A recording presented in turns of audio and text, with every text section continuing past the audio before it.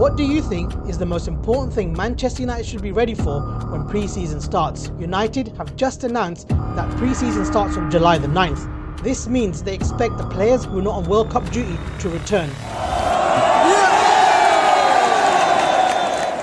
Now, problem is, a lot of those players are at the World Cup. Kobbie Mainoo, Bruno Fernandes, Diogo Dalot, Cunha, Edison, who is a new player, and then obviously Ahmad. And let's not forget Manuel Ugarte, who unfortunately has just picked up a really bad injury, and what reports suggest he's going to be out for 9 to 12 months. That being said, let's not forget about the transfer window. Will Manchester United have enough players? Will Manchester United sign anyone?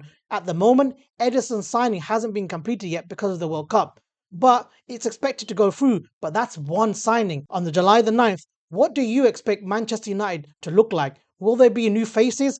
Will there be enough faces? Because a pre-season is quite light. There's going to be players who return, obviously from holiday, from wherever they've been unfit. It's going to take time for them to get back to match fitness, and that obviously can only happen when they play competitive games. But training is crucial. Why? Because this is Carrick's first full season. This is Carrick's first pre-season. He needs as much help as he can get from the board. So making sure that he has his first team players, the players they want to sign, they need to get a move on. Do you think that Man United would get these players in time? Because the way things are going and the way Manchester United negotiate, I doubt Manchester United will be able to get majority of their signings by July the 9th. It will have to be that Manchester United wait. And obviously, it's already been said that the players at the World Cup will come back 2 to 3 weeks after. They expect them to come back actually at the end of July. Now, if England go further than that, you're looking at the first week of August. And with the season starting around the 22nd of August, will they be ready, match fit? Very unlikely. That's why teams always start off slowly. And this is what's really annoying for me, because I believe that yes, you cannot win the league early on, but you can lose it. Not picking up points at the beginning of the season is a really big problem for Manchester United recently. They barely win games. The nightmares against Brentford, the nightmare against Brighton, it was awful. I'll be honest with you, I watched them games live at Old Trafford, and when I was there, I felt like getting up and leaving. It was only because I had my family with me that I didn't go. I didn't want to let them feel as though if Manchester United leave, you could leave, because we're in it together until full time, and that's what we do. However, that does not mean it didn't hurt, because boy, it was embarrassing, and Manchester United can't let that happen again. What about the signings? Manchester United recently have always panic buyed, because right at the end of the transfer window, they've picked up signings like Antony and Casemiro. And don't get me wrong, Casemiro was a great player for us, but signing him right at the end was obviously a sign of desperation, and the Antony signing was absolutely ridiculous. And that is something that cannot happen. I don't expect Manchester United to pull out 4 or 5 signings by July the 9th, but they really need to start getting a move on. There's all this talk about Tottenham coming in from Matheus Fernandes. Well, I guess there's a bit of who's going to bid first kind of thing going on, and we all know that West Ham are in a really bad position. But Man United really need to get that midfield sorted out, and I would expect them to do it soon. Now, with Tchouaméni playing for France, that would be the best signing we can make. In fact, I would even say I'd choose him over Elliot Anderson. Tchouaméni is a much better player than him. The stats suggest that, and he's got a lot more experience. He would be absolutely fantastic alongside Kobbie Mainoo. And Kobbie Mainoo, for example, is someone obviously is for England. I mean, he is barely playing for them, so hopefully he has that kind of attitude where he'll go in pre-season, he'll go away, but want to come back quickly to get ready with the first team, because it's going to be a big season for him.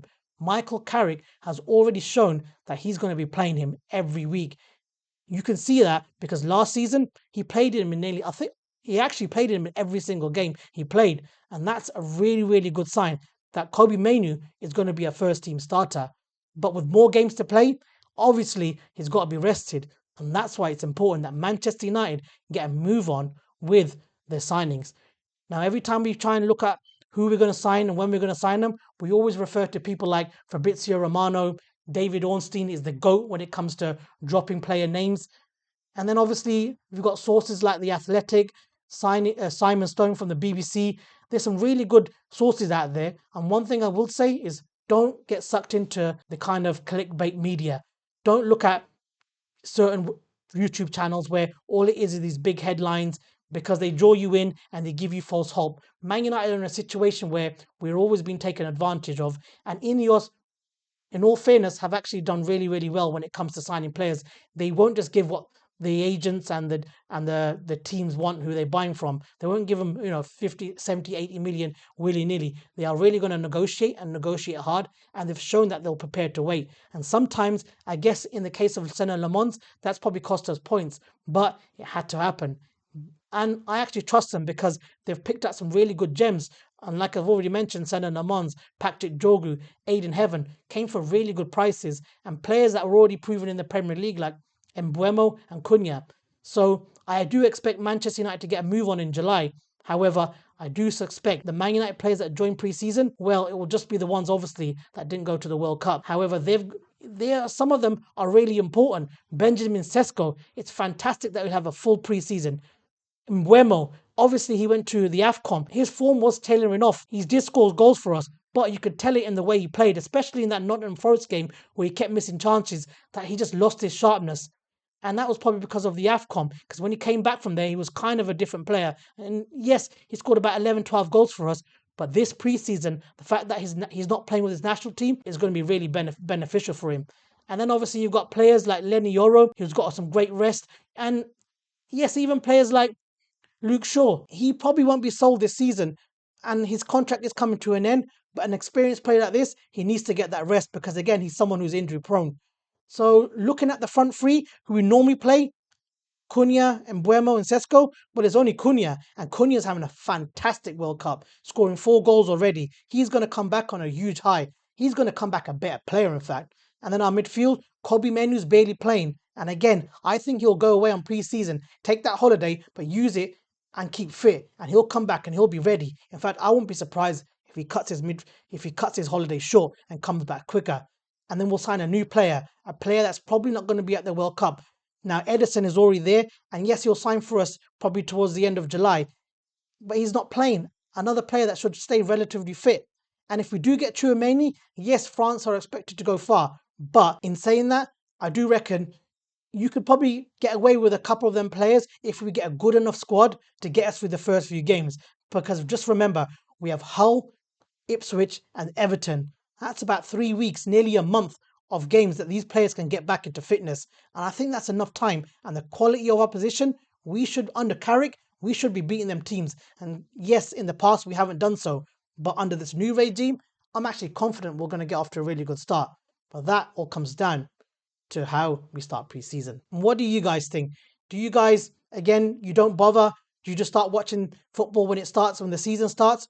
Or do you pay attention to these kind of things? Are you worried? Who do you think will sign first? Because I'm telling you now, it's a bit of a mixed bag, especially with this Mateus Fernandes deal. I mean, are you getting annoyed? And what do you think about the Spurs interest? Is there something there? That being said, I'm really looking forward to it. In a few weeks' time, we can get our Manchester United hats back on, or in my case, the Manchester United turban, and start getting excited for the season. Thank you very much for watching. Please like and subscribe, and I'll be back. Yeah.